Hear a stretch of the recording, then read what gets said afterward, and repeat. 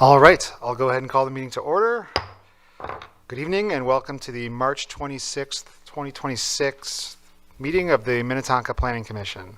The commission generally meets twice a month, always on a Thursday.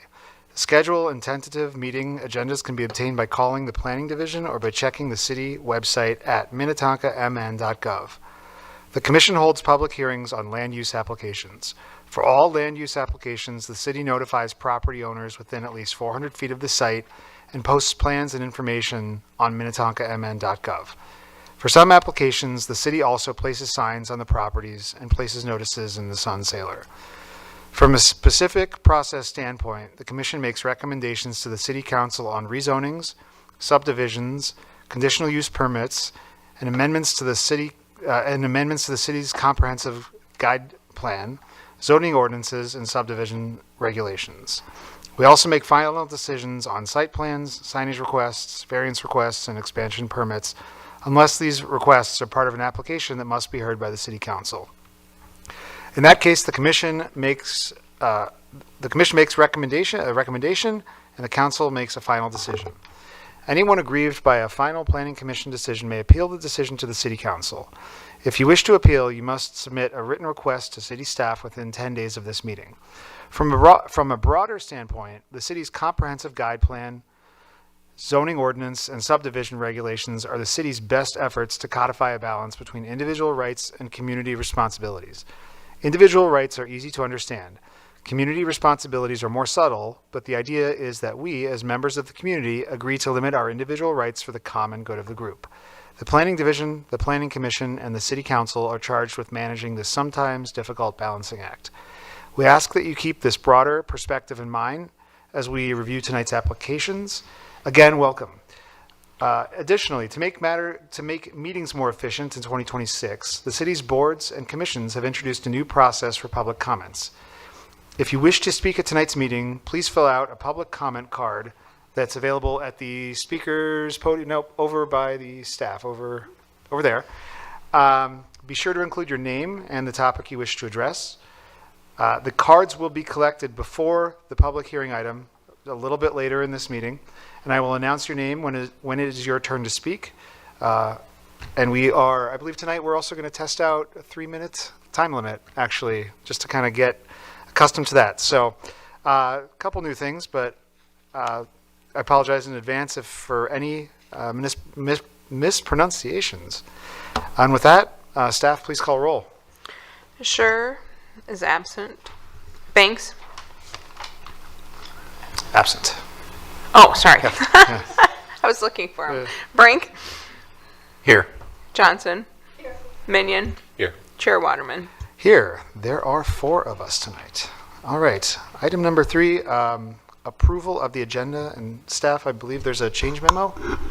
Yes, Chair Waterman. Change memo, all associated with item 8A. We received 2 comments from area residents, and then the applicant also submitted a series of graphics that they would like the Planning Commission to have in advance of their conversation.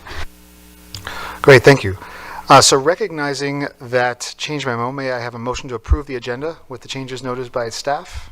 Motion. Motion Minion. Second Johnson. All those in favor, please signify by saying aye. Aye. All right, motion carries. Actually, before moving on to number 3, I just one other comment on this. It has been a while since we've had a meeting with this many non-consent items. Thankfully, we happen to have fewer commissioners up here.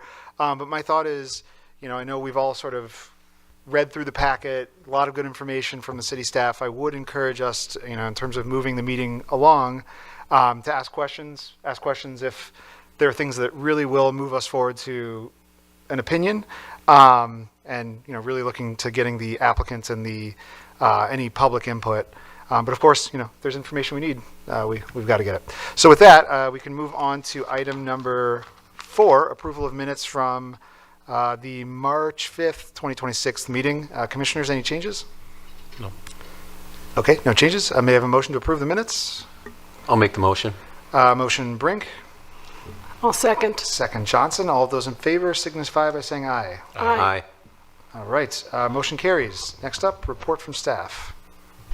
Chair and Commissioners, I have a few items to report from the City Council meeting. They have met twice since your last meeting. They reviewed the Hennessy floodplain alteration permit. You'll remember that was for a pool on Ford Road. They also had a lot line adjustment. Well, it was essentially a lot line adjustment and some vacation of easement along Linner Road. They also reviewed adjustment and vacation on Oakland Road. And then the Opus building, if you'll recall, the removal of that, one of those buildings and platting there. All of those items were approved by the council per your recommendation. Two upcoming meetings to remind you of. Your next Planning Commission meeting will be on April 16th, so we have a 2-week break here. And then the Boards and Commissions dinner, we're going to keep plugging that, April the 22nd, the following Wednesday, following that Planning Commission meeting. If you have not already RSVP'd to Sarissa in our admin department, please do so, or you can give Julie or I your RSVP and we'll take that on. And then lastly, I wanted to say that there's always a lot of work that goes on here in front of the cameras at Planning Commission meetings, but there's also a lot of work that goes behind that screen back there. They keep us live, they keep everybody who calls in on, they keep our microphones on and keep us moving. And tonight, sadly, Ben Helm, who's been with us for a couple of years, this is his last meeting. So we want to shout out to Ben just for making us look good. Hi, Ben. And that's my last comment, Chair Waterman. Great, thanks, Susan, and thank you, Ben, as well, back there. All right, item number 6, report from planning commissioners. Commissioners, anything to report? Nope, okay. Moving on to item number 7, the consent agenda. For the consent agenda, city staff places items that are considered routine on the consent agenda. No staff or applicant presentations will be made. The commission will hold one public hearing and approve all items on the consent agenda with one motion, subject to the staff recommended conditions of approval. Before voting on the consent agenda, I will open the public hearing, announce each item, and ask if anyone wishes to have a separate discussion or vote on that item. If so, the commission will then remove that item from the consent agenda and hold a separate hearing on it after voting on the remaining consent agenda items. I may allow informal questions without removing an item from the consent agenda. So I'll open the public hearing on the consent agenda. And the first item is item number 7A, an expansion permit for a second-story addition to the existing home at 15120 Belvoir Drive. And it requires 4 votes. Commissioners, anyone wish to remove this item? Any member of the audience wish to remove this item and have a discussion? Okay. Additionally, the next item, 7B, front yard setback variances for a garage addition to the existing home at 5642 Scenic Drive. This one also requires 4 votes. And, commissioners, anyone wish to remove this item? Sounds like a question. Commissioner One Johnson. comment. As I read the report, I think it's in addition to the home that the garage addition was previously approved. Is that correct? Chair, that's correct. Good. Okay. Any member of the audience? Okay. As no one wishes to speak, I will go ahead and close the public hearing. Commissioners, may I have a motion to approve the items on the consent agenda? I'll make the motion. Motion Minion. I'll second. Second Brink. Staff, please poll the commission. Brink, Yes. Johnson, Yes. Minion, Yes. Waterman. Yes. All right. Motion carries. And I believe those are 7A and 7B. These are final decisions of the commission subject to appeal. If anyone would like to appeal the decision, they must provide a written request to city staff within 10 days of this meeting. Good luck with your project. Okay, moving on to item number 8, the non-consent agenda. Before we begin consideration of the non-consent items, I'd like to review the steps in the process and the public hearing procedure that will be followed for each proposal. First, the item will be announced, and staff will report on the subject. The commission will then ask questions, and then the applicant will be invited to make a presentation or offer comments.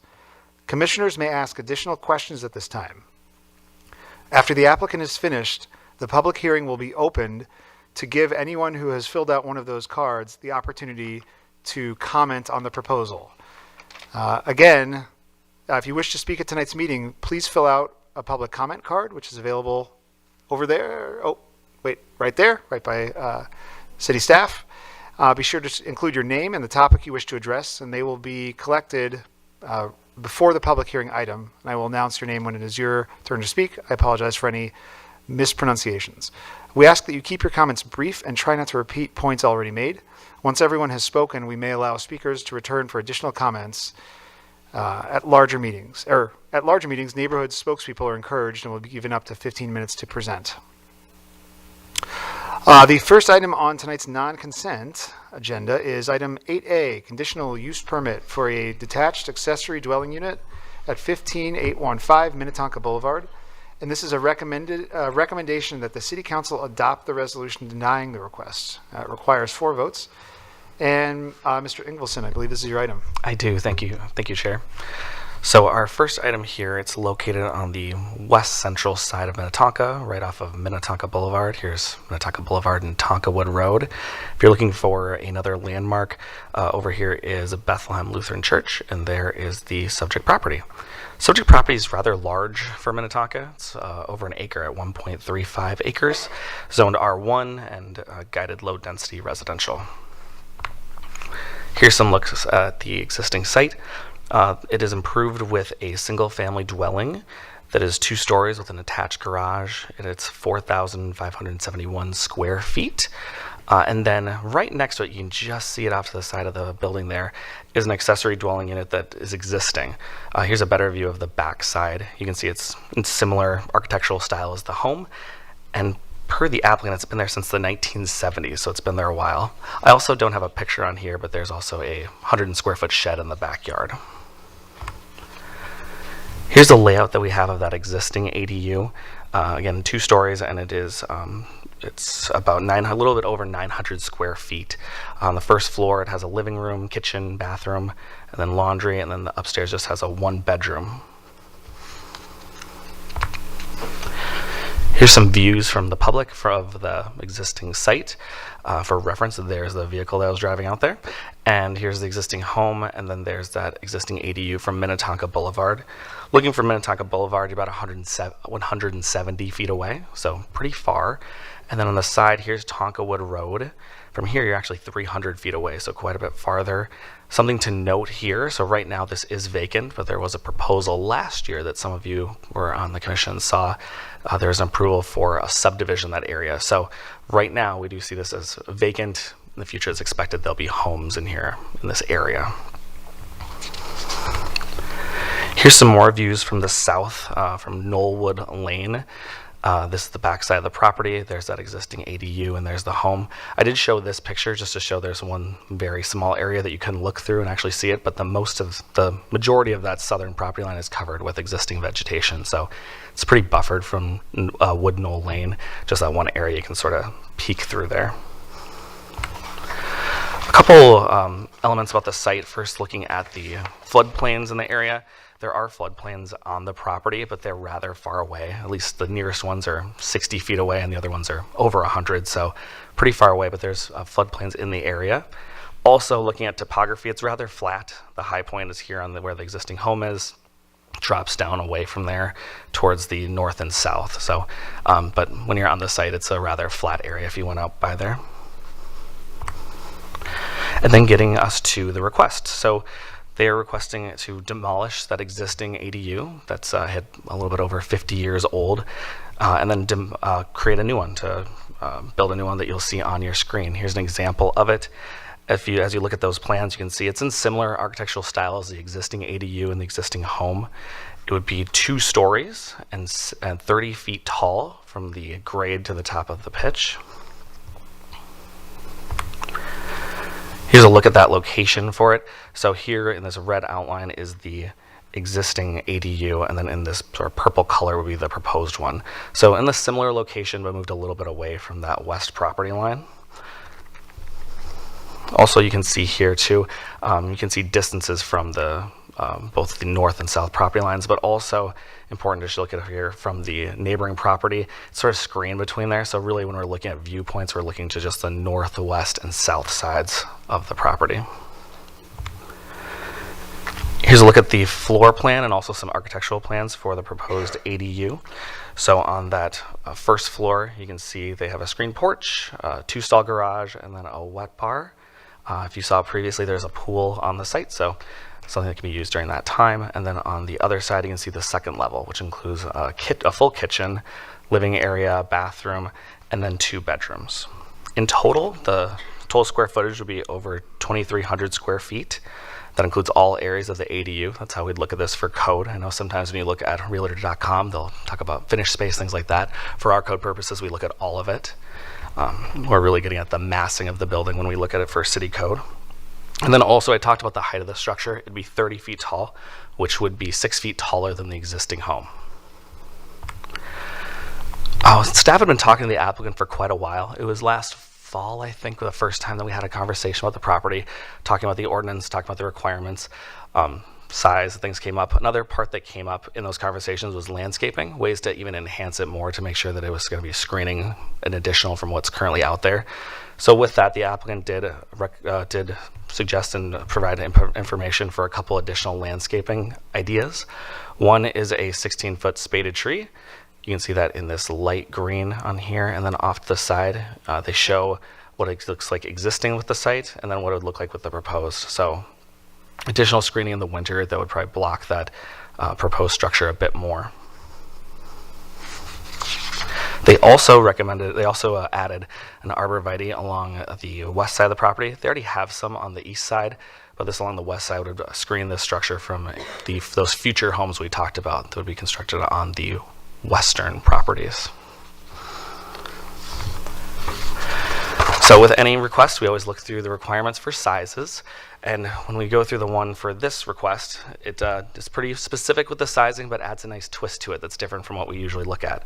So the city code limits the ADU to 1,000 square feet or 35% of the floor area of the principal structure, whichever is less. So in this case, 1,000 feet would be the lesser one, but we put this on here just for reference so you can look at some other items. Also, the height is not to exceed the principal structure, which is 24 feet. So when looking at this request, you can see that it exceeds all of those different numbers that we have there. However, this is different versus our usual requests that require a variance. This one does not. So per city code, the council may, but is not required to, approve ADUs that exceed the size and height limits set by the conditional use permit standards if the structure would not result in unique adverse impacts to the neighboring properties. So as outlined in the report, those are things you can look at: property size, distance from adjacent homes, screening, elevations, elevation changes, all those different things can be considered as part of this.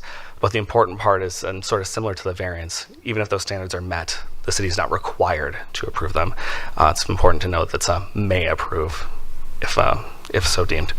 Then looking at the largest approved, that was an exercise that we did as staff, looking at what have we done previously. So 2002 was maybe an interesting number. That's right around when we changed our ordinance to allow detached structures. So that was sort of a date that we picked out. And when looking at the square footage, they're quite a bit smaller than what's being proposed. So the largest attached ADU we've had is about 1,500 square feet. The largest detached was 1,050 square feet. So quite a bit smaller than what the one that's being proposed tonight. Also, we looked at that percentage. So that comparison, is this structure going to be about the same size as existing home on the site? Will it be smaller? Will it be comparable? There's only one that really stood out as the one that's 71%. An important note for that one was that it was actually for a remodel of an existing structure. It had a lower garage, upper level, so it was an existing detached structure, and they converted it to an ADU, so it was already there. It wasn't new. Of the new builds, 38% was the highest percentage that came up. And then looking at the max height, 24 feet was the highest one that I found. And then there was only one that was approved that was taller than the existing structure, and that was an existing structure that's already there. So it was another conversion, not a new build. So another part that we want to talk about tonight is the ADU ordinance intent. So we have those standards we talked about before, but also what's sort of the intent of this ordinance when you're looking at it. And one of the important goals of the ADU ordinance is to limit ADUs in size so that they appear and function as an accessory to the principal dwelling, not as a separate standalone building. It was not intended to have it be a way to put another house in there. It was really intended to have in the name an accessory dwelling on the property. So considering this goal, another exercise staff did was looking at what do homes look like in Minnetonka? What's our typical home here? The median home size is 3,152 square feet, looking comparable to how you reviewed this one. And with that, this structure would be 776 square feet smaller than that size. But an important number was that this structure would be larger than 17.6% of the homes, not ADUs, the homes actually in Minnetonka, which is 2,349 in total, bigger than that many homes we have in the city. So with this project, we sent out a mailing notice to 34 different properties to let them know this was coming forward tonight. We did get a few different ones, as you saw in the change memo. In total, we had 5 different comments sent to us. 4 of them were in support of the project, and then 1 additional request was neither really in support or against. It was just asking for additional information to make a decision. And all that information is in the change memo, then also in your report as an attachment.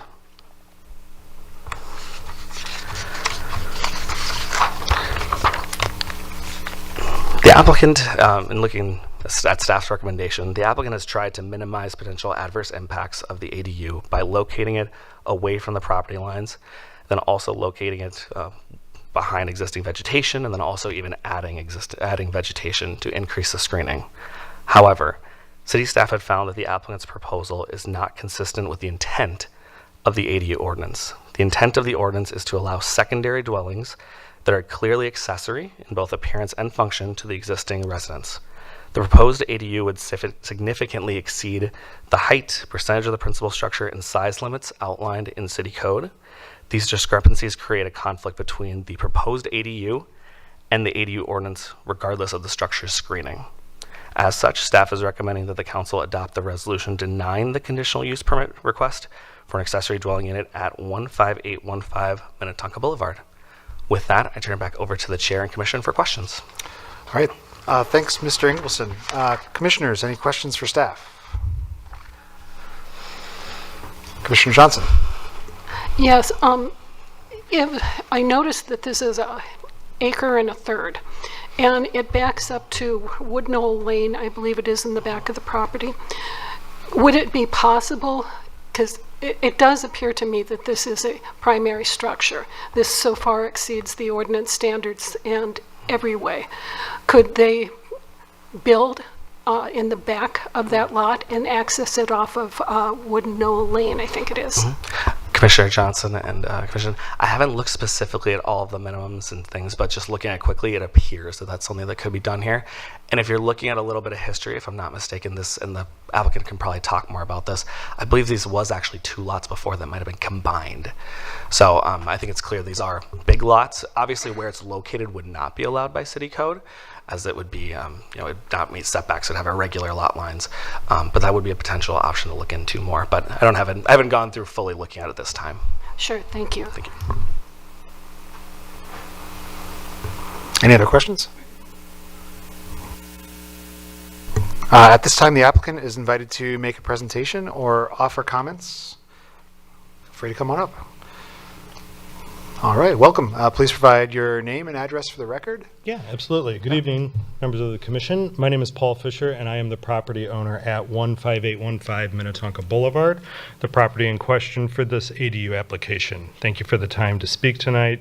To provide some additional context to what was submitted in our conditional use permit application, as well as to respond to several of the concerns raised by the planning department during their review. The first item I'd like to address is why we are pursuing a path that requires city council approval for a larger structure rather than just staying within the standard ADU requirements outlined in the ordinance. The answer is straightforward. We currently have an existing ADU on the property that we are seeking to replace due to its age and to better align it with how we would like to use the property. In addition to replacing that structure, we also need additional garage storage space. With our family of 4 and 2 children who will be driving, it's important to us to keep our vehicles out of sight, secured, and protected from the elements. Expanding our existing 1941 2-car garage is not feasible as it sits immediately adjacent to the east property line. In 2017, we made a significant investment in our property by adding an additional large pool area, which we use extensively during the spring, summer, and autumn months. We'd like to enhance that space by adding a screen porch, allowing us to enjoy the area without full exposure to the elements and the insects. From both the financial and site planning perspective, it makes far more sense for us and for the surrounding neighbors to combine these needs, a garage, a porch, and an ADU, into a single structure located in close proximity to our home while still maintaining the separation that we have appreciated with the existing ADU. However, combining these three functions results in a structure that exceeds the ordinance's standard size limits for ADUs. As you know, the code provides an alternate path for approval in these situations. Drew referenced it in his report, and I'd just like to highlight the passage that the City Council may approve a larger area where the additional size would not result in undue adverse impacts to neighboring properties. In evaluating where this standard is met, the city may consider things such as the size of the property, the location of the ADU relative to homes on adjacent properties, whether it would be reasonably screened from adjacent properties by existing or proposed vegetation, elevation changes, or linear distance. The intent of this provision is clearly to provide that properties that do not fit into the standard ADU model have a pathway. I am here to explain why our property and this application falls squarely into that category. The proposed structure exceeds the standard size because it serves three functions: a garage, a screen porch pool support space, as well as the ADU itself. On the main level, the garage and storage areas total 696 square feet. Additional main floor space for the poolside serving, laundry, a restroom, and the screen porch totals 600. Together, this use accounts for 1,296 square feet, or 55% of the structure's total square footage. The upper level ADU compromises 10,080 square feet, or 45% of the structure's total square footage. While the code requires the structure to be considered as a whole, it's important in the context that nearly half of the building is not dedicated to the ADU living space, but instead supports the primary residence and additional outdoor living areas. The code directs the council to consider whether the structure would have an undue adverse impact on neighboring properties, taking into account lot size, placement, and screening. Our property is 1.35 acres, which is 2.7 times the minimum lot size for an R1 property in Minnetonka. Based on Hennepin County data, the average R1 lot in Minnetonka is approximately 0.73 acres, meaning our lot is nearly twice the average size. This provides substantial additional space to accommodate a larger structure without impacting our neighbors. Placement is equally important. On page 1 of the illustration that's up here on the screen, we call out distances to neighboring structures. The minimum distance from the proposed structure to any neighboring structure is 128 feet. The next closest is 162 feet. To the west, distances to the planned Tonka Flats development range from 237 feet to over 300 feet. On page 1 and page 2 of the illustration, we provide aerial views of approved detached ADUs from the last 3 years on properties over 1 acre in size.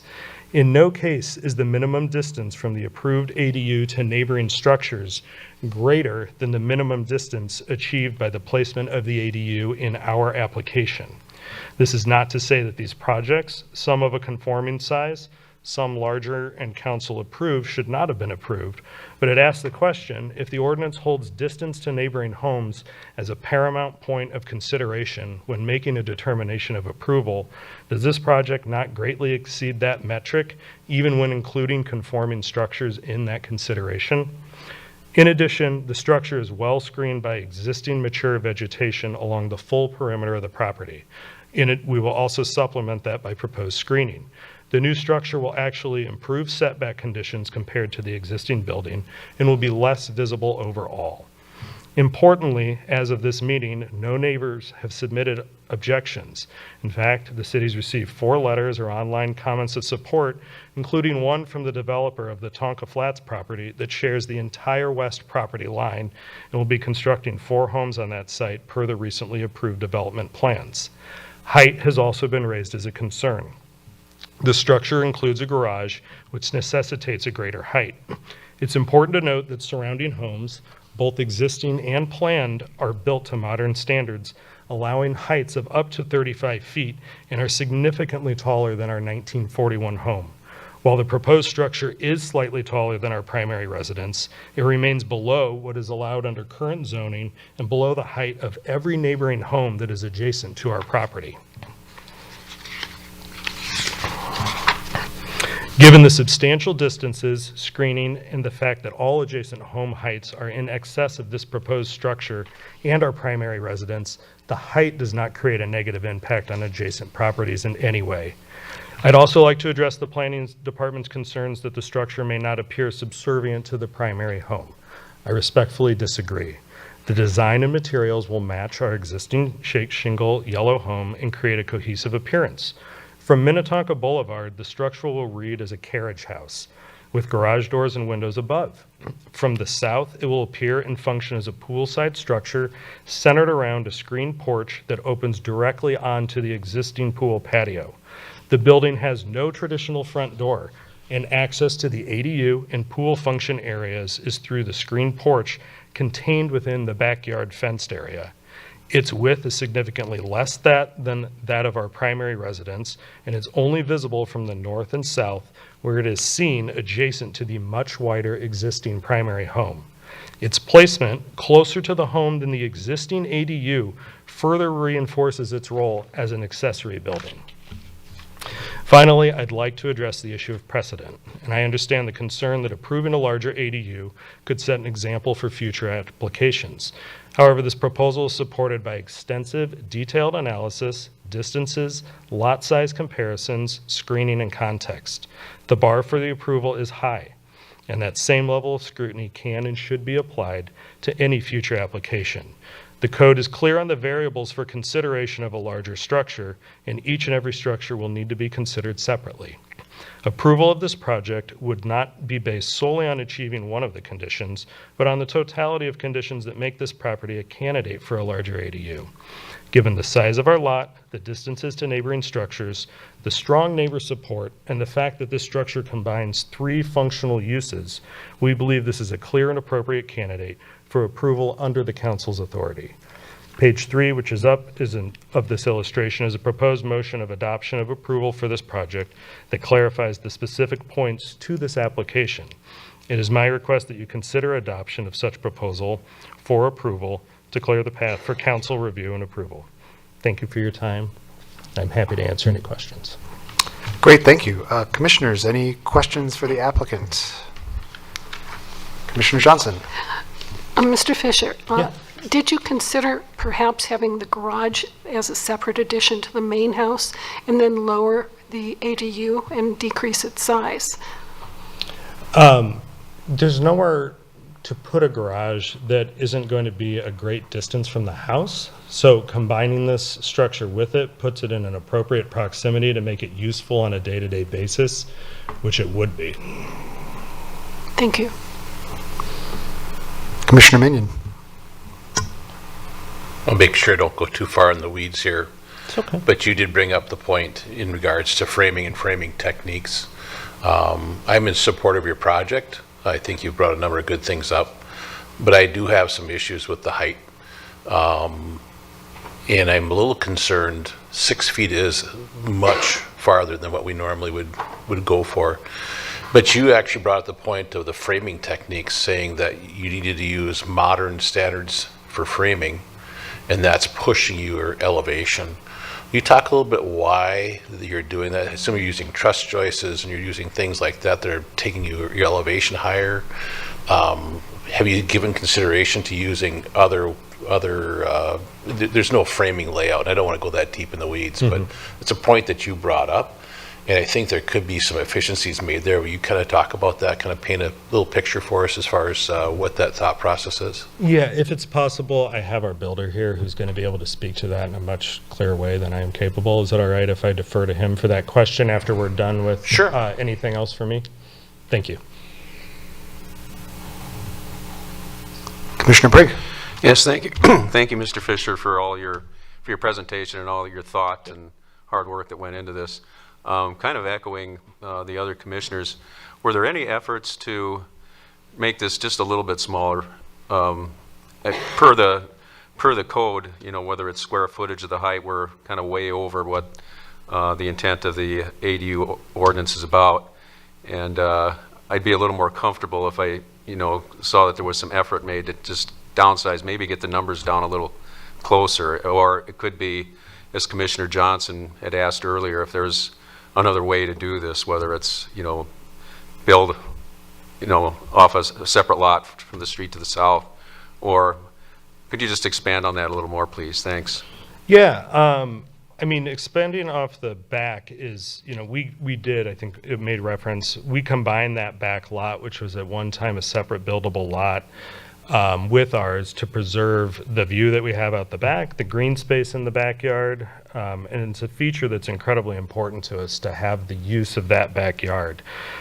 Dividing that lot up, or I'm not quite sure of the mechanism to do it, to add the structure to be code compliant, it creates a conflict with that desire, and it honestly puts this structure in a much more visible place than it would be if it was simply adjacent to our house. It's putting it out in what is now green space that, while the neighbors are not using it, they are welcome to look at it. We have a lot of wildlife that moves through there, and it takes it from a space that is going to be of much more utility to us and puts it in a space where it's more obvious and of less utility to us. So I'm not really sure of the value of having multiple structures around versus just putting these together and keeping them close to the existing home. Thank you. Any other questions? I think Commissioner Minion had a question, and Yeah, your builder Paul was going to speak. join us. Paul, I am Okay. Paul, and Paul is also the builder. All right. Paul, welcome. If you just state your name and address. Paul Squared. My name is Paul Cameron. I'm the builder and the developer of the adjacent property of Tonka Flats. So I have a certainly a vested interest in how this outcome is resolved because it does have impact on our property. It is 10 feet off the property line right now. Moving it another 17 feet away is an advantage to those property owners that I will end up selling these homes to. Also, the screen would be available, which today there wouldn't be because it's such a tight spot. As far as the height, Commissioner Minion brought up, the existing home was built in 1941, and as such, you can imagine it has floor joists, not trusses, as you had mentioned, so that's a narrower floor space on the main floor and the second floor. To be compliant, standard building procedures today is to have trusses. Yes, we could put joists in there, but then we have a lot more difficulty in the HVAC to be able to properly condition the space, and with unconditioned space below the ADU, we need that R value space below it. So that's why the trusses need to be standard from that perspective. The ADU requirements is that the ridge line be lower than the house ridge line of the original house. Well, they have a situation that's not of their own making, that the house was built in 1941 before the city of Minnetonka was even incorporated. So that makes it kind of a tough spot because there wasn't them that made that height of that existing structure. Every structure around this house will have likely a 35-foot building height, which is really a 40-foot peak ridge line. So we're much below what's allowed in the zone, but it is higher than the existing house for those reasons. The main floor is 10 feet because the garage space with the overhead doors, and he has a pickup. You want to put a pickup in there, so it's a higher door. The second floor is 8 foot, which is, 9 foot, which is kind of a standard height for a living space. So that's the reasons why it's different. Does that answer your question?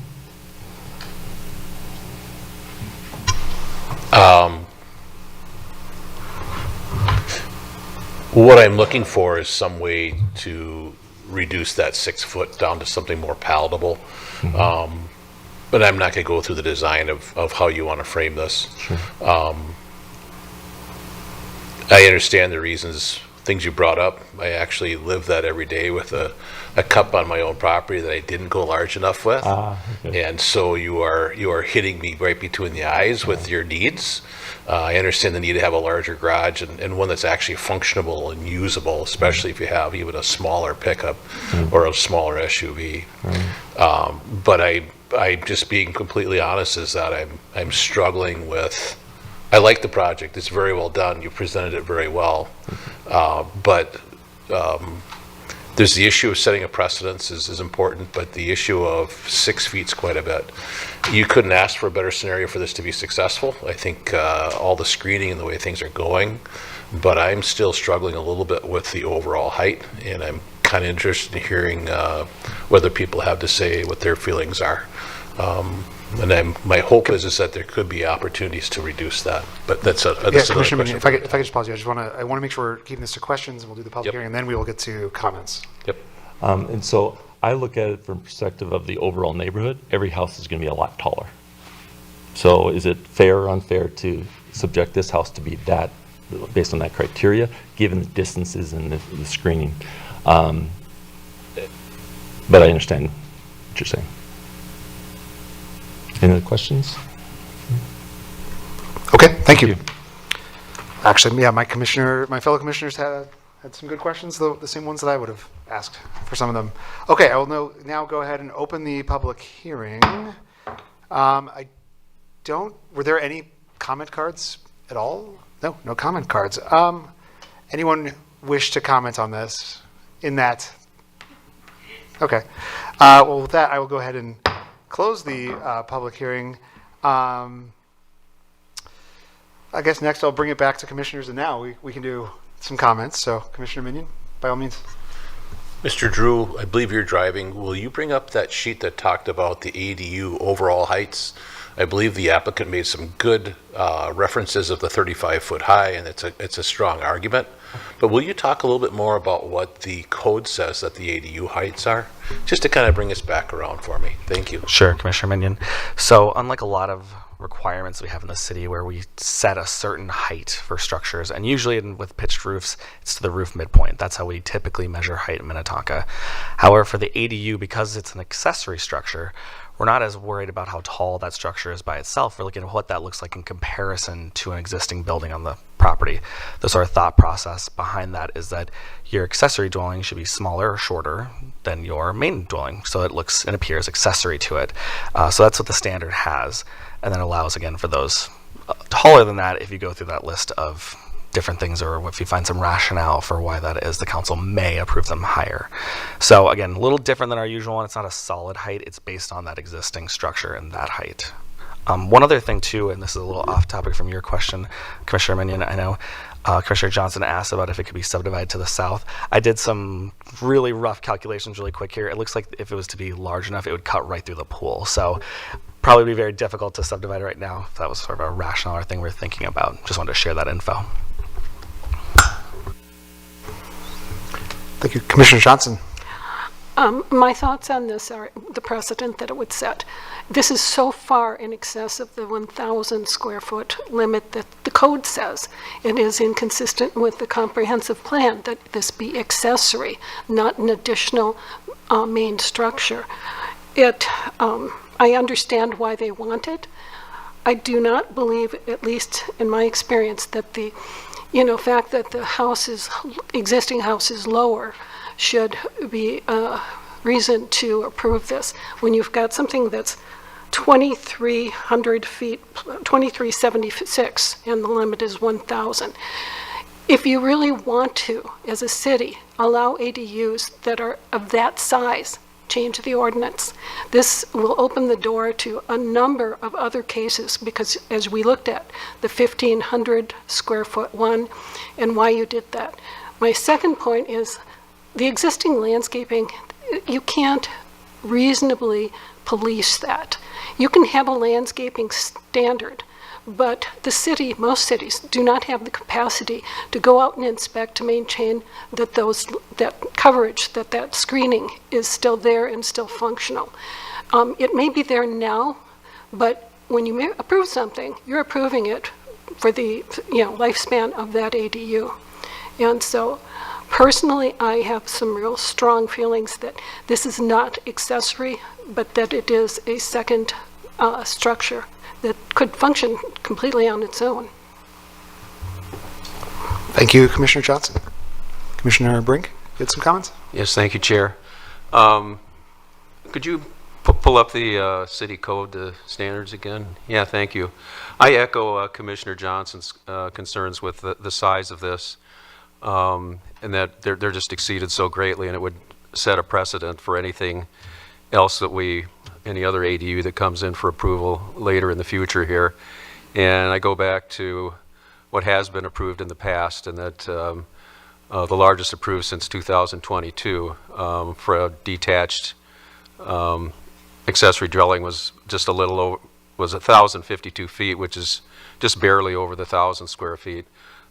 Similar with the height, 6 inches over the city code. So, yeah, the precedent concerns me. It looks like a great project. I mean, I wish there was another way you could do this. What's been mentioned is suggested maybe other alternatives to do it, but it's hard to go along with it when the standards are just exceeded by such great amounts. Thank you. Thank you, Commissioner Brink. Other comments? Okay, if not, I'll go. There's a lot unique about this. It is quite a big property. This wouldn't have an undue impact on neighbors. The developer, whose neighbor supports it, there's a fair amount of support by neighbors. And that concept of the home being from 1941 and having relatively low structure is intriguing. And there's just a lot of work that went into this. Overall, I have to concur with what the fellow commissioners are saying and what the city staff is recommending, that the intent of the ordinance is to have this be an accessory. And I don't think we've really seen items like this go quite so far outside of the standards and deviate from both the recommendations on square footage and height by quite so much. So, just really to Commissioner Johnson's point, I do think we're not always concerned with precedent, but I do think this really could open the door. If there's something in the new zoning eventually that wants to address that, especially for these large lots where this might work, that's great. This one's just so far outside the ordinance that I would agree with the city on this one. With that, I'm trying to, Commissioner Minion, do you have any other comments? Because you were saying you were thinking about this. So just before I propose a motion, and then we can kind of figure out administratively what we want to do here. Not to put you on the spot. No, that's fine. I look at there's no adverse effect to the neighborhood, and that's really important. The scale of things is really important. It's the 177 foot from the street. I like to look at things of what are you going to look at? Well, really the impact of the neighborhood is not what you're going to look at in your backyard, but what are the general neighborhood looking at? To me, those are all things that really make this, I would be easy to favor this. I understand when you're talking about the square footage and I can't tell you every time I pull in the garage, I wish I worked with a guy named Drew who was wonderful at the city, and I wish I would have gone back and gotten a larger garage. I did a cup, but I didn't do it large enough. So I am in favor of building a larger structure. But the height to me, I think would look out of space. If we were going to have 35-foot homes heights around this, and this was, it just doesn't make sense. We're going to have some odd looks. So I'm going to have to, as much as I don't want to agree with the city, I have to agree with the city. And I appreciate your guys' input. I'm kind of vacillating a little bit, so I appreciate it. Thank you. Okay, with that, it sounds like we might be ready for a motion. Does anyone have one? Commissioner Johnson, would you like to make a motion? Sure. I would make a motion that the Planning Commission recommend the City Council adopt the resolution denying the request. Motion Johnson, may I have a second? Second Brink. Staff, please poll the commission. Brink, Yes. Johnson, Yes. Minion, Yes. Chair Waterman. Yes, that is 4 votes, so that resolution passes, and that will go before the City Council on, I marked it down, April 13th, Chair. 13th. Let me just mark that down for all of these. For review. Okay. Second item on tonight's non-consent agenda is item 8B, preliminary and final plats of Oakland Estates Second Edition, a two-lot subdivision at 1915 and 1929 Oakland Road. And this is a recommendation to that the City Council adopt the resolutions approving the request. And I believe this is Ms. Rooney's item. Yes, thank you, Chair and Commissioners. As you mentioned before you this evening is a subdivision request for the properties at 1915 and 1929 Oakland Road. Oop, there's a couple of slides in here. We'll get to where we need to go. The 3.44 acre property is currently located east of Highway 494, south of Highway 394, and accessed off of Oakland Road. The property is currently zoned R1 single family residential and is guided as low density residential in the 2040 comprehensive plan.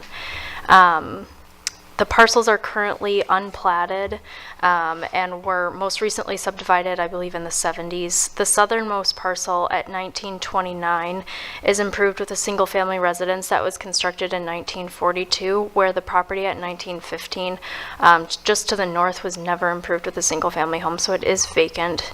The highest elevation is currently where the existing family house is at 1929, with grades slowly dropping down towards the wetlands in the back, the side of the property, and the front. The lowest elevation, is in the rear of both properties to the north, where the wetland is located, and you can pretty clearly see it here. The previous owners, Rena and Martha Anderson, owned the parcels from 1983 until when they sold their property this past January to Lake West Development. So last summer, staff confirmed that 1915 was a legally buildable lot of record, although it is significantly encumbered by the wetlands, floodplain, and setbacks for the property. So while both lots are buildable currently, the proposal to subdivide is essentially to create a little bit of a larger lot or more buildable area at 1915 Oakland Road. So given the request to vacate the existing easements and the complex legal descriptions that would be created with just a simple lot line adjustment, we have decided to treat this as a subdivision, also to, intended to create a clean and uncomplicated recording with the county. So no additional lots are being proposed here. We're just simply moving the lot line and creating a little bit of a cleaner product. So as I mentioned, it is the applicant is proposing to redevelop both properties. This includes that lot line adjustment. The lot line will be moving about 45 feet southeast of where it's currently located, right around here. And then the tail end of it, instead of kind of coming up to a point, will go parallel to this lot line here, to 1937 and these properties just to the north of that. As part of the the proposal includes the demolition of the existing house at 1929, along with the retaining walls that are in front of both parcels, as well as the construction of 2 new single-family homes, 1 on each lot. So some of the proposed conditions, and I apologize, this is maybe a little bit hard to see. I can try to zoom in if necessary. The grading and excavation on both parcels will be centered to the south. I know both of the properties are quite large, but none of the grading will happen to the north where those wetlands are. In addition, each lot will have its own retention basin for stormwater management. That will be designed with the building permits that come in, if they come in later on. We'll go on to the next one. In addition, there will be 2 new driveways constructed. The existing driveway at 1929 will be removed, and a new one will be put in just south of the existing. And then the new property at 1915 will be supplied by a horseshoe-shaped driveway that will have 2 access points. This is permitted for parcels that are over 110 feet in length. This property is, I want to say, almost 500, if not more, feet in frontage, so they have more than enough frontage to have 2 accesses there. And then, as I mentioned, there are 2 retaining walls on the site. It's a little bit hard to see, but there's one that's right here. It's an wood retaining wall. And then there's another one to the north right around here. Those will be removed, and the grade will slowly drop from the foundation of these homes to Oakland Road, only one new retaining wall will be installed, and that'll be solely on the property at 1915. So none of the retaining wall will be in the right-of-way there. This is kind of another view. I took this from Google Maps. So this is the retaining wall to the north on 1915. This is a rough identifier of the property line. The existing single-family home you can see here, the existing driveway that will be removed, and the retaining wall to the southeast at 1929 here that will be removed. So both of the properties were going to be over one acre, so therefore the removal thresholds do not need to be met per our code or per our tree protection ordinance. We wanted to show those here just so that you have an idea of what will be going on site. And although that the tree removal will be above what we allow, again, we are not required to enforce that part of the code, seeing as the properties are larger than an acre. In addition, I'd like to note, with the removal of this retaining wall, a number of trees do need to be taken out just with the removal of the wall in and of itself. If the developer were to leave the retaining wall and the city were to have to come in to remove it, those trees would be taken out regardless. So we find it to be a little bit more reasonable anyway. And then lastly, we have our required standards. So the proposed lots meet all of our standards per our dimension requirements here for area and width. So there are no concerns in terms of planning on those items. And then with that, the recommendation is before you. Staff is here for any questions, as well as the applicant from Lake West. Great. Thank you, Ms. Rooney. Commissioners, any questions for staff? Commissioner Brink. Yes. Have you received any feedback from neighboring residents who have been notified about this project? No, we have not heard any comments from the neighborhood on the project or proposed. Yep. Commissioner Minion. We talk a little bit about the comment that if you remove the retaining wall, you have to take out more trees. The wall that you showed, the picture that you showed, looks like it might impact the root zone of some of those trees. It's a pretty high number of trees being removed. Will you talk a little bit about why that is, if you take the wall out, what that kind of impact is, why that's happening? Sure, Commissioner Minion, I'll just kind of clarify some of my explanation from earlier. So because the properties are both over 1 acre in size, they're not required to meet our removal thresholds per our ordinance. When we were evaluating the property, and in terms of bringing it before you all, we wanted to ensure that we were kind of addressing all aspects of our code. So what I had tried to explain earlier, perhaps poorly, was that with the removal of the retaining walls, a certain number of trees have to be removed, like you said, because they'll impact that root zone. So those would be taken out regardless of whether the city is doing that work or the applicant is doing that work now. We found that because they're removing the retaining wall and doing that work, and therefore removing those trees, it is more reasonable, even though they don't necessarily need to meet the ordinance requirements. Excellent, I appreciate it. Just one question. Is this one of those where, since all the standards are met, we're effectively obligated to approve it? Yes, Chair Waterman, that's correct. Great. Thank you. Okay, no other questions. This time, the applicant is invited to make a presentation or offer any comments. Welcome. State your name and address, please. Thank you. Good evening, Chair and Commissioners. My name is Kelsey Thompson. I'm with Lake West Development at 14525 Highway 7 in Minnetonka. And thank you, staff, for the presentation. I'm just here to answer questions if you have any. I really don't have a presentation prepared.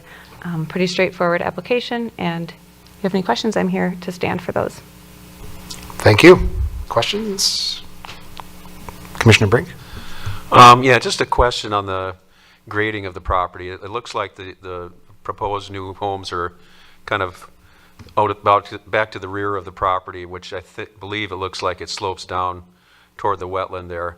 And there's been a wetland protection area, I guess, that's been established there.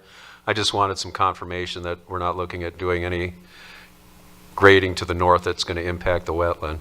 Correct. We are conforming with the setbacks and with the buffers of the wetland. And no grading will be taking place where it's not allowed. Okay, thank you. You're welcome. Okay. We might have you back, depending on if there are other Thank other you. questions here. Thank you. With that, I will now open the public hearing. It sounds like looks like there are no comment cards on this one. Any other, last chance? Okay. We'll go ahead and close the public hearing. I guess we'll bring it back to the commission for any questions or comments, or if anyone wants to make a motion. Commissioners? Commissioner Johnson? I would be willing to make a motion that the commission recommend that the city council adopt a resolution approving the preliminary and final plats of Oakland Estates Second Edition, subject to the conditions stated in that resolution. Motion Johnson. May I have a second? I'll second. Second Brink. Staff, please poll the commission. Brink, Yes. Johnson, Yes. Minion, Yes.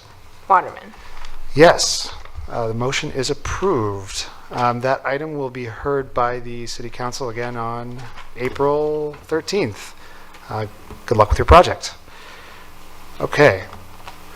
Moving right along to item 8C, conditional use permit and site plan review for parking lot addition at 18301 Highway 7 and 18407 Delton Avenue. This is a recommendation that the City Council adopt the resolution approving the request.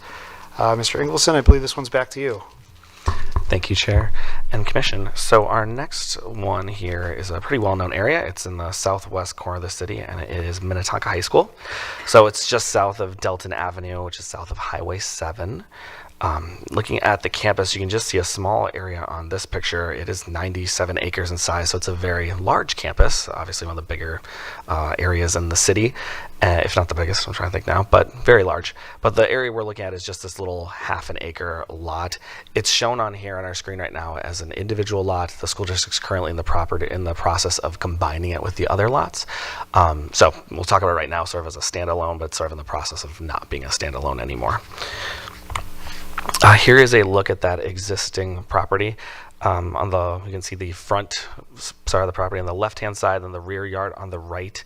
It used to be a single dwelling residence. The home is currently vacant. And in 2025, the school district purchased this property with the intent of expanding its existing parking lot. As you're looking at those screens, you can tell it's a rather flat site in the front and then even in the backyard. However, just over where my mouse is on the screen, it's a ridge where it quickly drops off and gets pretty steep back there. And here is a look at that existing parking lot from the school. Here's that home and the subject property. This area is a 19-stall parking lot that was approved in 2016, so the school district's been slowly moving over that way. In total, there's over 1,100 parking stalls at Minnetonka campus, so it's a rather small part of their parking lot, but it's one that's the newer ones that are, again, just adding a bit more to the site. Getting to natural features of the site, there's really two main things when you're looking at it. First one that I want to talk about is the slopes. There is on the back side or the south side of the property a steep slope. So roughly here's where that house is. Here's that ridge I was talking about. It gets very steep there. 44% is what we came up with as staff when we're looking at it. 20% grade is what the city considers steep slope, which is what we have as undevelopable really, unless you meet some certain requirements. Over 30% is really a no-go, so 44% very, very steep. However, this green line shows where that top of slope is, so everything to the left is steep and everything to the right is not. So you can see this, where it's being proposed is outside of that steep slope area. Also, the second part of the natural features is the 100-year floodplain. There is some on this property. You'll see it in blue, but that is over 30 feet away from the proposed additions, which meets setbacks from the floodplain very easily, about 3 times farther away. Another thing we looked at was wetlands. There are wetlands across the Minnetonka High School campus. However, they're about 100 feet away. So this one that you're looking at, here's a screen showing it on adjacent properties and on the Minnetonka School District property. But again, over 100 feet away, so wetlands were not a concern when staff reviewed this request. And then lastly is trees.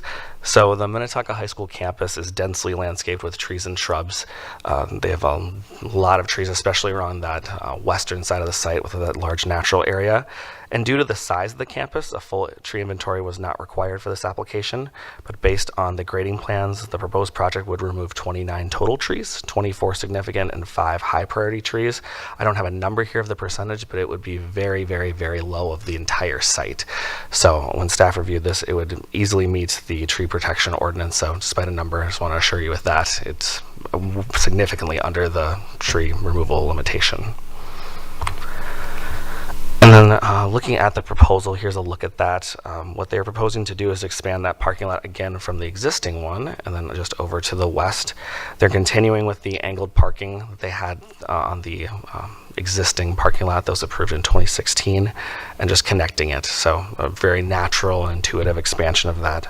It would add on 16 spaces, but they are losing a couple with these new drive aisles, so it's a net total of 14 additional spaces to the large parking lot. This site is subject to stormwater requirements, so as a way to accommodate that, the applicant is proposing a new stormwater chamber. The new chamber is shown in dark blue on the bottom of your screen, and the existing one that is constructed in 2016 is shown in light blue.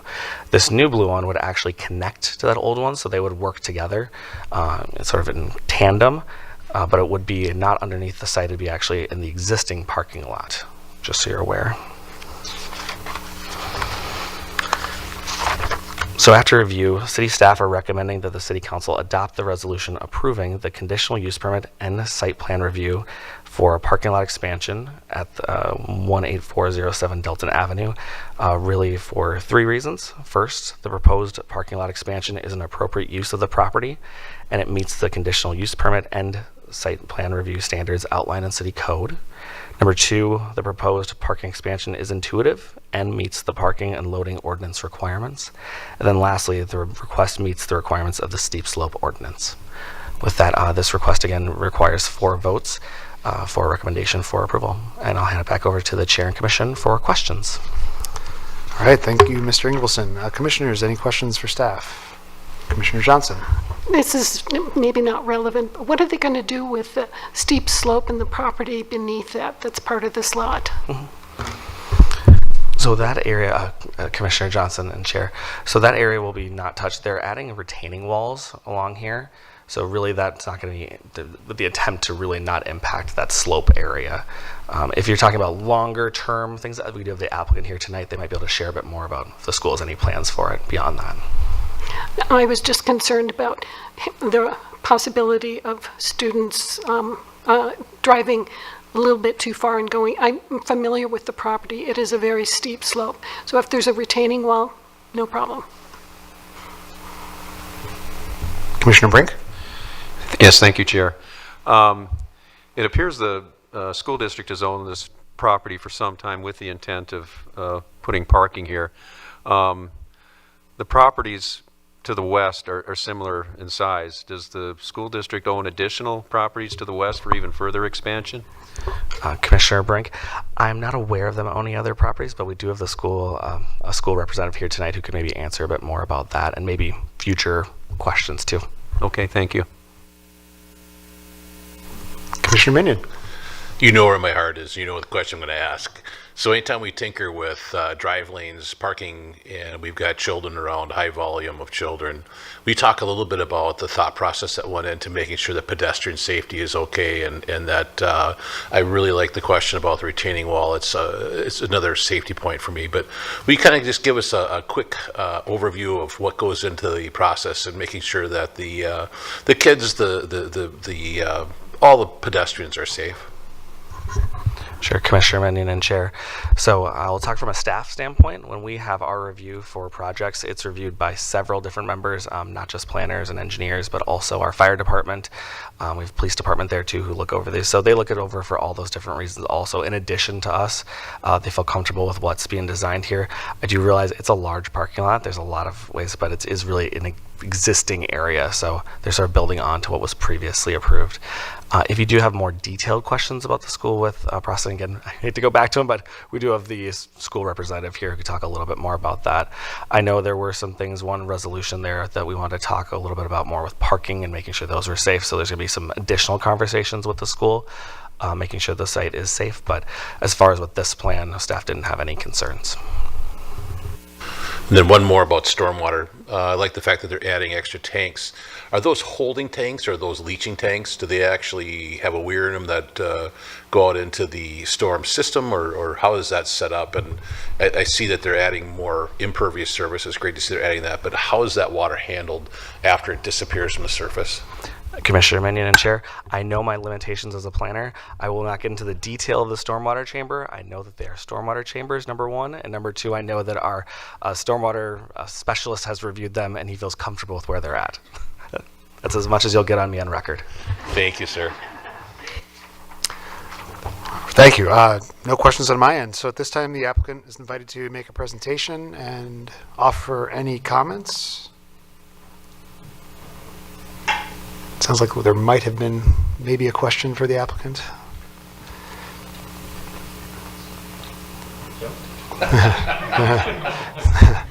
All right. Welcome. Could you just provide your name and address? I'm Paul Bourgeois, Executive Director of Finance and Operations for Minnetonka Public Schools, 5621 County Road 101 here in Minnetonka. I'd like to thank you, Chair and members, for reviewing this for us, and thank city staff on behalf of Superintendent Law and Board Chair Foss and the school board for working with us to make this possible. This is a piece of land that we bought a year ago, worked with the homeowner actually the person who was living here passed away, and the property was somewhat distressed, and we purchased it for a fair price and looking to add this on. There's been a question that you had about does the district own any additional parcels to the west? We do not. One of the things in looking at the parcels to the west, that some of the things you've talked about here with the slope, or that city staff pointed out with the slope and the steep slope in those areas, it's almost like football shape down there in terms of we're kind of on the skinny end of the football on the east, and it kind of bows out a little bit as you go further west. So there's, from a construction standpoint, there's probably not a lot of utility for the school district going to parcels to the west. At some point in time, I don't know if the city is going to be building a trail along Delton Avenue. We have, I know there's some things in the plans or whatever, but we made sure that the retaining wall is set back similar to what we've done with the city on the east side of the high school property, where we made sure that we put in a retaining wall there where it was is a retaining wall that actually is more ornamental, just to kind of put a bookend on the other side of the site. But we set it back far enough to make sure that would be able to have construction of the trail system going to the west if that ever is built or comes up for use or construction at a future time for the city. I don't have a whole lot of other nuggets of genius or anything like that to tell you about this. It's a pretty straightforward proposal. If there's any questions about the stormwater pond, I'll defer to Brent Belter from Inspec Engineers. So, thank you.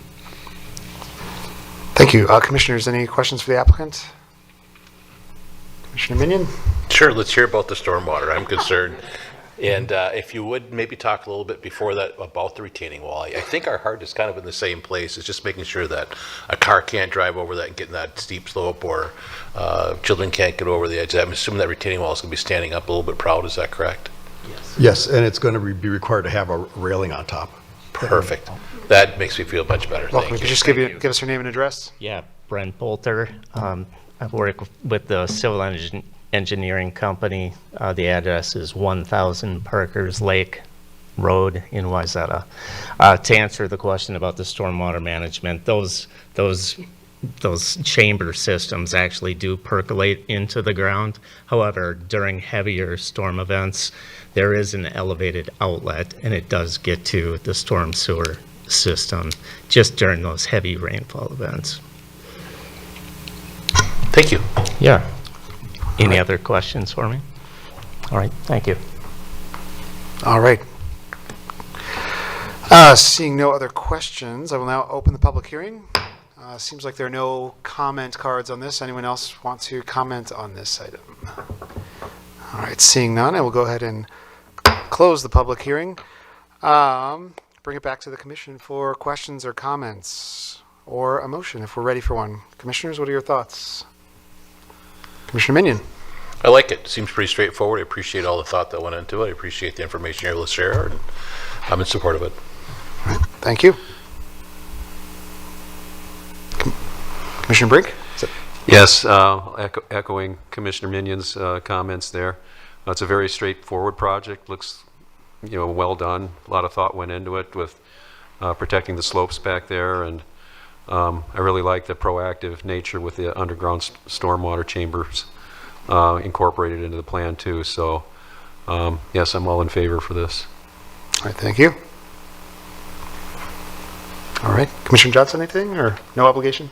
All right. It sounds like I'm also in favor of this. I guess I should clarify. Very straightforward.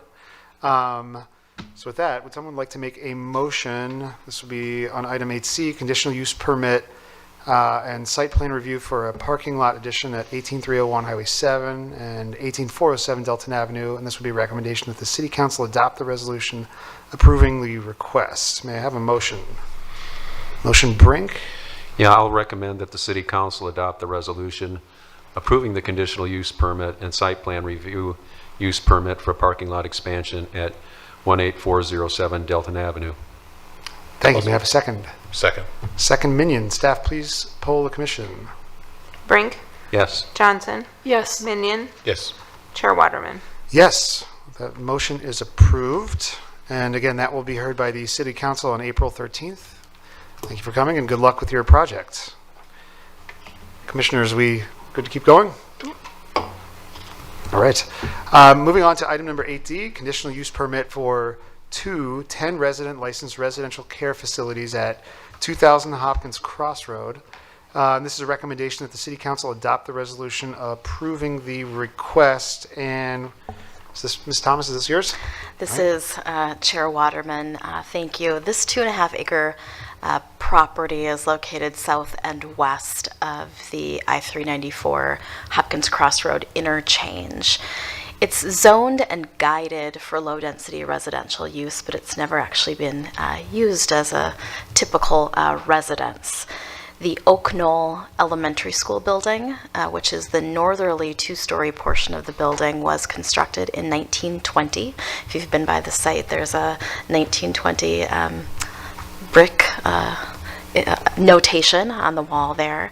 A classroom wing then was added. This 1-story wing was added to the south side in the 1950s. Then 30 years after that addition, the school was closed and the building was repurposed as an adolescent residential drug treatment facility. And that use just ended, that use of the building and the site just ended a few years ago. It's been vacant. The building itself is centrally located on the site with parking lots to the north and east along the county road there. And the site is relatively flat from the county road to the front of the building, but there is a 20-foot rise from the rear of the building to the rear property lines. And most of the property's mature trees are located within that slope. There are a few on the north property line. You see some shown on the south property line, but those are actually off-site and just showing here on this aerial. In the fall of 2025, those of you that were with us will recall that the Excelsior Group, representing English Rose, provided 4 concepts for the Planning Commission and City Council's review for redevelopment of the property. And 2 of those concepts contemplated retaining and renovating the oldest portion of the school building. I would say that that was a direction from city staff to really look at that. The other 2, sorry, I'll just wait one moment. The other 2 concepts contemplated removal of that building, but all 4 included construction of at 10-bedroom licensed residential care facilities for residents living with Alzheimer's or other forms of dementia. During the concept review process, members of both this body and the City Council indicated general support for this type of residential use of the property, noted that they understood that it might not be economically feasible to retain the oldest portion of the building, but did encourage the applicant to explore that option. The group did consult, and we included some information in the written report, with both a construction company and an affordable housing developer who actually specializes in historic reuse projects, but simply found that the cost to refurbish, to bring this building up to current standards, whether it was for office or commercial use, or to convert it to housing, were just simply too great. And so the Excelsior Group now has submitted their formal application, again representing English Rose. This plan calls for the removal of the entire building and constructing 2 10-bedroom licensed residential care facilities. The homes would each be 1 story in height and just under 8,000 square feet in size. They would feature common spaces such as the kitchen, the living rooms, media rooms, some dedicated staff area, in addition to those 10 bedrooms per building. The homes would be served by 20 parking stalls, generally located in the same area as the existing parking on site. To accommodate all of this work, grading and tree removal would occur. 2 to 6 feet of excavation would occur in the north and central areas of the site, including some modification to the base of that existing slope. Then there would be excavation needed to create 3 rain gardens located on the property, 2 generally on the east side along Hopkins Crossroad, and then 1 really serving as a natural feature in the community garden outdoor space. These 3 basins are required in order to meet the city's stormwater management rule for the property. Conversely, there would be some small areas of fill near the easterly parking lot of the southerly building. This grading work necessary to accommodate, again, the infrastructure and the buildings would result in removal or impact to 6 high-priority trees, 4 of which would be on the rear slope, and 2 near the proposed parking lot. This does meet or is under the thresholds that are allowed by the tree protection ordinance.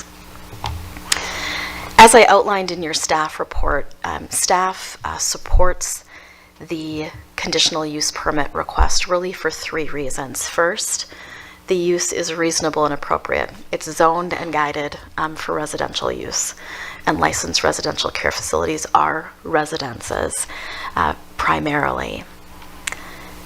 Second, the site and buildings have been thoughtfully designed, at least in the opinion of staff. They are very attractive. The buildings are centrally located. They're away from the roadway. They're away from existing dwellings on any side of them. The amount of parking actually exceeds city code requirements quite a bit. And the driveway offers the best sight lines to the county road. There was some suggestion that perhaps a connection to Timber Hill Road, I'm going to get it wrong. The road immediately to the north, that might offer a good connection point. But if you were out there, you can see there's just enough of a rise when you look south from that roadway that this proposed access is actually a better one from our engineering and public works staff. And then finally, the proposal does meet all conditional use permit standards. Those standards were outlined in your staff report, so I'm not going to go through them now. They generally talk about the number of, the amount of building space per resident, the amount of total lot space per, well, it used to be per resident, but now it's just per facility, parking, things like that we think about with licensed residential care facilities. So So to conclude a kind of a short presentation here, staff does recognize that removing that school building that's been in place for 100 years over will certainly visually change that corridor. That may be disappointing, but we do think that, again, in the opinion of staff, this proposal has been very well thought out. It's very attractive, and it meets all city code requirements. And so we do recommend that this body recommend the council approve the conditional use permit. And with that, I would turn it back to Chair Waterman. All right, thanks, Ms. Thomas. Commissioners, any questions for staff? Commissioner Johnson. This is my neighborhood. This is the school my husband and some of our neighbors went to as a grade school. One thing I can tell you for sure, I drive that all the time. Timberline Road is a very narrow, curvy road. It is not suitable to address this property or serve it in any way. One thing I would love, it's not legally required, it's just sentimental. If they could somehow retain that Oak Knoll sign that's in concrete or the 1920 and somehow put it on the property, as a marker for what's been a really cool neighborhood school. I've talked to some people who went there. They could walk there. There was swing sets and that in the back. But I love the use. I love the proposal. It is so suitable because it goes on to Hopkins Crossroads. It's close to 394. Family visiting, the residents there could easily get there. It meets all of my sort of mental criteria. Commissioner for Johnson, use. if I may, we should focus on questions. Sorry for the interruption. Yeah. I can answer a question that I heard in there, and I'm sure the applicant will also talk about this. The applicant is committed to retaining that school sign building as well as the 1920 marker. They've actually met with members of the Minnetonka Historical Society. They have agreed to, the Historical Society will design a plaque that the developer is proposing to purchase, and they will have that available at some public area of the property. And I'm sure I maybe stole some of Ms. Kiner's thunder, but yes, that has been considered and agreed on. If there are additional questions, feel free. All right, Commissioner Minion. I don't want to jump in. Will you give me a quick education on the difference between a rain, let me get it right, a rain garden and a holding pond? Commissioner Minion, Chair Waterman, I will do my best as we call ourselves PEs here, but pretend engineers instead of practicing engineers. The city rarely sees holding ponds constructed in our community anymore because our stormwater management plan requires some type of infiltration. We want water to get back into the soil for a lot of reasons. We want pollutants to filter out of the soil, and so rain gardens are areas that are designed to allow for that infiltration. There's many different best management practices that would achieve that, but in these residential settings, we simply usually see a rain garden. It's not just a depression, it's engineered, it's designed in order to do that work. Does that answer the question? Perfect, thank you. All right, other questions for staff? No? All right, none on my end. At this time, the applicant is invited to make a presentation or offer any comments.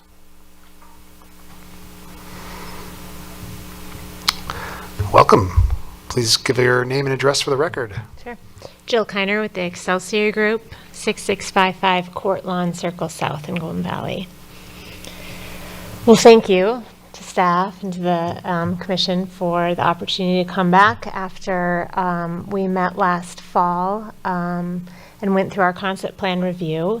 We have been evolving the site plan based on feedback from the neighborhood that we got at this commission, from staff and from the council as well. So I'm glad the site plan is up. I wanted to point out just a couple of features, evolutions of the site that may be interesting. So I think the first thing is the evolution of the building plans themselves, the homes. Our architects helped us get to this point of a kind of clustered look on the homes versus a longer linear home, which we think really helps to break up the massing, make it feel very in scale with surrounding single-family residential homes. And then functionally, it works really well for English Rose, who will be the operator of the homes as well. Let's see. Ms. Thompson's referenced the rain gardens. I will point out that the central rain garden, we will be building that into a community feature. There is a secure fence area all around the rain garden, creating an outdoor amenity space for residents and families. It's got a walking path that circles the rain garden and crosses it as well. There will be benches and some outdoor seating areas, some elevated planters, and create really a nice, secure space for the residents and their families to use. And then also, as was mentioned, key item of discussion we presented to both the City Council and the Planning Commission last fall centered around the desire to pay homage to the existing school building if it couldn't be incorporated into the final project. So we have been working with the Minnetonka Historical Society, and we'll be working with them to document and photograph the building. They will be designing the plaque, which we'll put in a publicly accessible space, hopefully adjacent to that Oak Knoll school sign. And then we'll be salvaging some of the bricks from the building as well, and plan to use it to line the sidewalks going up to the front doors of the homes, and then to incorporate it to some extent, at least on the monument sign for the community as well. So those are just a few of the features as the project has evolved that I wanted to point out that incorporated the feedback that we've gotten from you all, and then I'm available for any other additional questions. Thank you. Commissioners, questions for the applicant? Commissioner Minion. Kind of the same question. Do you see any holding water in that feature? Meaning, after it migrates down, will there be any standing water in particularly the area closest to the residences? Resident people Okay, living so there. I don't even have my pretend engineering degree. My understanding is that the future one will be will get and retain more water than the two that are closer to Hopkins Crossroad, that those will be less deep. So I think after a rain event, yes, but they'll be designed to be able to dry out as well in between rainfalls. Okay. I remember this project well, and I really appreciate all the work you guys have put into this. You've gone over and above and you did a great job with it. I looked, and one of the things that really bothers me is putting a concentration of people who are mentally compromised next to a busy road. And we had brought up the point before about some sort of physical barrier, whether it's a hedgerow or a fence. And I dialed deep into the drawings, and I was having problems reading some of the small lettering when I drove down deeper. But will you kind of talk a little bit, is there any hedgerows or physical barriers planned along the busy street? Not along the busy street. Again, the access points from the outdoor amenity spaces, so residents who are in the sunroom and can go out onto the deck, if they then can go into the courtyard, and that is all within a secure fenced area. The front doors are on a controlled access alarm system. Along Hopkins Crossroad, we set the homes pretty far back from Hopkins Crossroad. We explored the idea of hedges and fences as well. We've got 2 rain gardens on either side, and they really need to be in that location based on the site grading. So, that keeps us from being able to have an end-to-end, property-to-property fence all the way across Hopkins Crossroad there. A solid hedge. We talked about arborvitae, but with snow removal and the salt and everything that's going to come off that road, our landscapers are saying that's not going to survive. So really don't think, We and English Rose as the operator feel really confident with the security measures that they have in place, their history of operating and never having an elopement, I believe Joshua calls it. And then also creating a secured area with some, within the accessible outdoor area is completely secure. We feel comfortable not having anything additional on Hopkins Cross Road, and really there wasn't a good solution for accomplishing I that. believe you had a handful of conifers along that area, but I didn't see any fence or hedgerows, so thank you. Thank you, Commissioner. Other questions for the applicant? Commissioner Brink? Just a quick question. What do you anticipate for a schedule? Like just when Yeah. you start digging? Sure.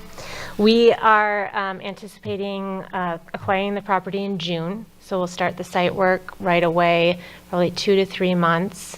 Hope to begin construction in August or September. We've actually decided to build both homes concurrently, whereas we had originally intended to phase them.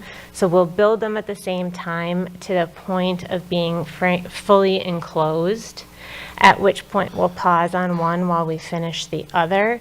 That will allow us to finish the landscaping, take care of any of the loud construction activity. And so then, it'll be great for the neighbors, but it'll also be really great for the residents, so that move into that first home that they won't have loud construction activity happening next door, and it'll allow us to complete the landscaping. That home construction will probably go through spring of 2026. Wrap up landscaping, spring of 2027, wrap up landscaping and everything around summer of 2027. And then we hope to start on the interior construction of that next house once the first one is fully leased. So by next summer, both homes should look done and beautiful from the outside. And then probably sometime in early or in 2028, the final second home will be complete and ready for residents to move in. Okay, just one more question. I believe recently it was the county that did some reconstruction work out there on Hopkins Cross Road. Is that all finished up now, and your site plan morphs in good with that? Yep. Okay. Thank you. Commissioner Minion, you had a follow-up? Will you talk a little bit about the time frame and mitigation efforts when you do the demolition? So what can the neighbors expect? What can the city expect regards to how that demolition will start, the time frame, and then noise mitigation, the process of hauling things out? Are you going to be doing grinding on the site? Are you going to be pulling it all out dumpsters? Just kind of paint us a little picture of how you see that happening. Yeah, that's a great question. I can't say that we've gotten through all of those details yet, but typically, we'll do the selective demolition, right? So that'll take a little bit of extra time for the bricks. I think buildings usually come down pretty quickly, so I would say it's going to be less than a week of building demolition noise. And we would be happy to work with the neighbors to put together notices so we can give people heads up on what they can expect, when construction will be happening.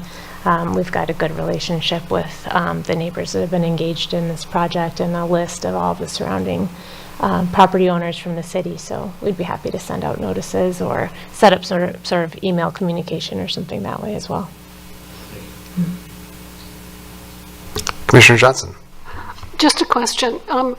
The neighborhood I belong to, it has an association, the Sherwood Forest Neighborhood Association.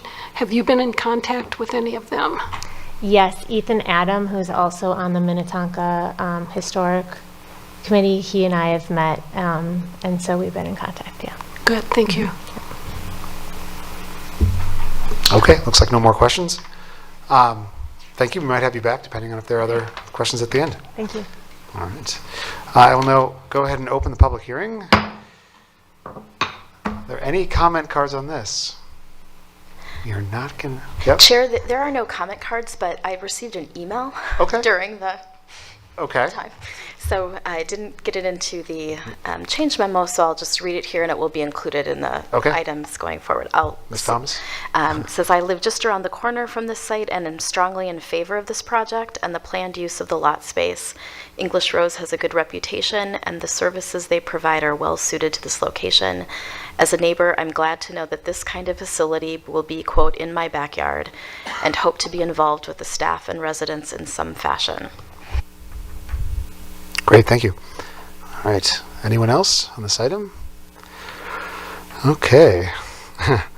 Seeing no one else, I will close the public hearing. That brings it back to the commission for any questions or comments. Commissioners, what are your thoughts? Commissioner Johnson. It appears from the staff report and the presentation that this meets all of the conditional use standards. And so a motion to approve the project by somebody would be appropriate. Okay, is that's a motion? I'll make the motion, sure. To make a motion that the commission recommend to the city council adopt the resolution approving the conditional use permit for a 10-resident licensed care facility at 2000 Hopkins Crossroads. Great. Okay, motion Johnson. Any other motion?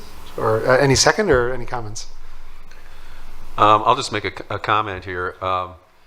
This Chair, is a we good. need a second before comments are made. Sorry. We need a second. Oh, okay. So I'll Just second. say a second and then I'll second. ask for, thank you. okay. Okay. Second and then what? Yeah. What's the? Now you can Now you can have comments. Okay, now we can have comments. All right. There we go. Okay, yeah, just a comment.